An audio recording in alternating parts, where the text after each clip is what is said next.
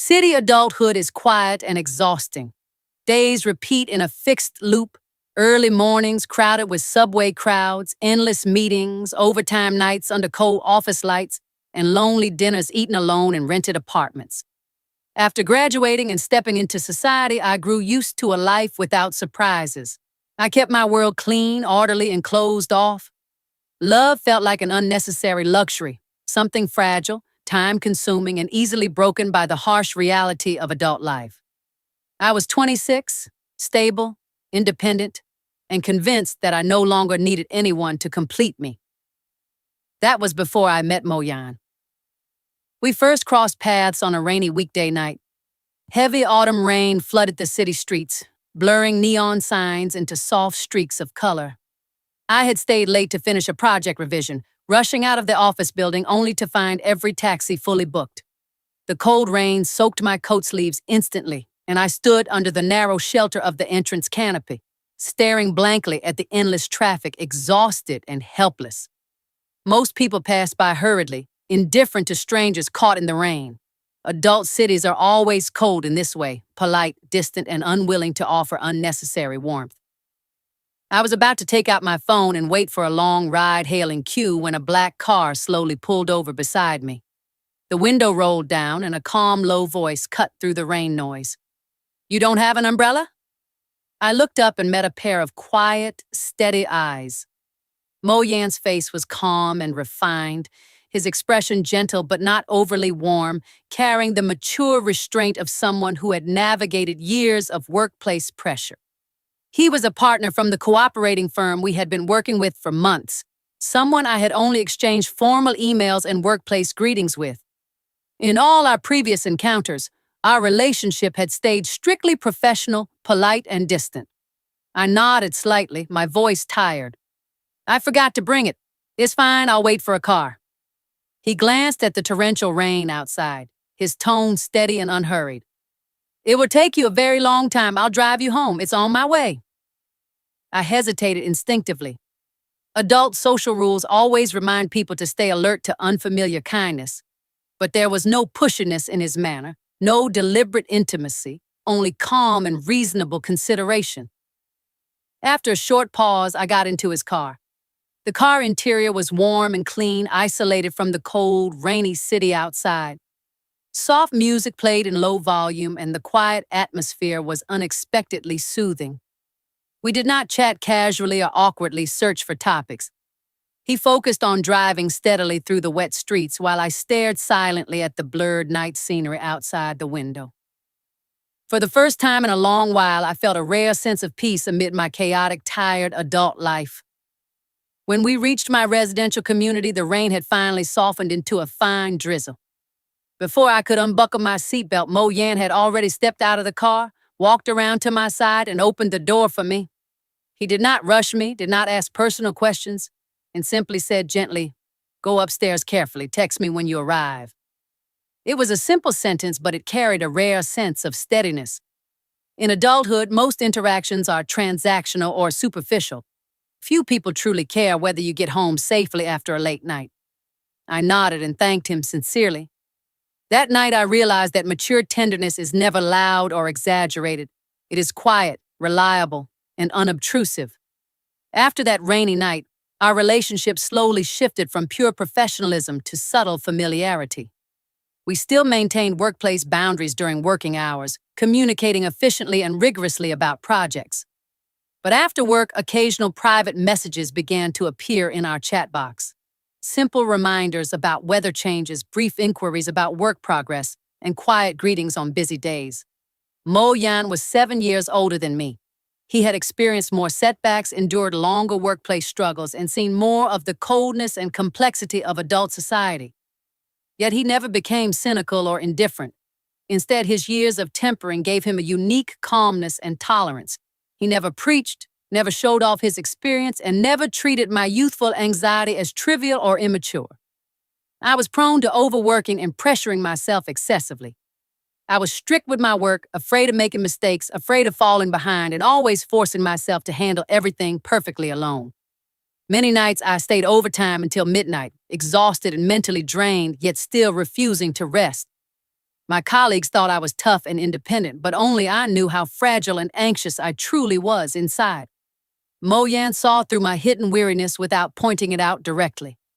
He would subtly adjust our work schedule to reduce my unnecessary workload, remind me to eat on time when I skipped meals for work, and send me warm drink coupons on cold late nights. His care was always moderate and appropriate, never crossing boundaries, never causing pressure, yet constantly wrapping me in a stable sense of warmth. Adults fall in love differently from teenagers. We no longer crave grand confessions, passionate impulsiveness, or dramatic romance. What we long for most is stability, understanding, and someone who can truly see your hidden exhaustion beneath your strong disguise. Slowly and unnoticeably, I began to rely on Mo Yan's existence.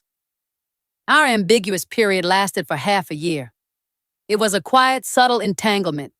After-work dinners with gentle conversation, occasional walks along the river on relaxed evenings, silent company on busy working days. We both understood the unspoken affection between us, but we hesitated to take the next step. Adult love requires more courage than youthful love. We carry past wounds, busy careers, unstable lives, and countless realistic concerns. We fear impulsive beginnings and hasty endings. The turning point came during a difficult project crisis. Our team encountered sudden client changes and strict deadline pressure. Faced with heavy revision work and unreasonable demands, my mental state completely collapsed. I had been holding myself together for too long, tolerating pressure alone for years, and on that particular night, all my suppressed fatigue and grievance erupted at once. I stayed alone in the empty office long after everyone had left, staring blankly at the computer screen, tears falling silently without warning. I was not used to crying in front of others, nor was I willing to show vulnerability. I thought I would endure the breakdown alone and recover the next day as always. But Mo Yan found me. He had returned to the office temporarily to collect documents and saw the light still on in my workspace. He did not rush to comfort me with empty words, did not ask me to explain my sadness immediately. He simply walked over, turned off my overloaded computer gently, handed me a cup of hot water, and sat quietly beside me, accompanying me through my silent breakdown. After I gradually calmed down, he spoke in a low, steady voice. "You don't have to carry everything alone. Being strong all the time is exhausting." Those simple words broke my final line of defense. For years, everyone around me praised me for being independent, reliable, and mature. No one ever told me that I could stop being strong, that I was allowed to be tired and vulnerable. I looked at him with red eyes, my voice hoarse. "Adults have no choice but to be strong." Mo Yan looked at me seriously, his gaze gentle and firm. "You do. With me, you don't have to be strong anymore." That night, he formally confessed his feelings for me. His confession was not romantic or exaggerated, no flowery sentences or grand promises. It was calm, sincere, and completely tailored to adult love. "I like you, not on impulse, not out of temporary loneliness. I've watched you work hard, seen your persistence and your hidden fragility. I want to be the person you can rely on, the one who shares your pressure and your peace. If you are willing, let's try steadily. No rush, no haste, just walk forward together." In the quiet late-night office under the soft lamplight, I nodded slowly. Teenage love chases excitement and heartbeat, but adult love chooses stability and peace. I knew this was the right person, the one who understands your tiredness, respects your independence, and is willing to walk steadily with you through trivial and difficult days. After being together, our love remained low-key and calm. We did not show off our relationship on social platforms, did not pursue grand romantic gestures, and did not rely on passion to maintain intimacy. We integrated our affection into ordinary adult life, fitting love properly into our busy careers and trivial daily routines. On busy workdays, we focus on our respective responsibilities, encouraging each other to improve steadily. On rest days, we cook simple meals at home, clean the room together, watch quiet movies on the sofa, and take slow walks in the evening breeze. We understand each other's busyness, respect each other's personal space, and never make unreasonable demands or cling obsessively. We also experienced real adult conflicts and running-in periods, We quarreled over mismatched schedules, misunderstood each other's busy silence, and felt uneasy about the lack of passionate interaction. Unlike young lovers who break up casually after quarrels, we chose to communicate frankly and resolve problems rationally. We learned that adult love is not only sweetness, but also tolerance, compromise, and active management. Mo Yin taught me to relax properly, to stop overexerting myself, and to accept my imperfections.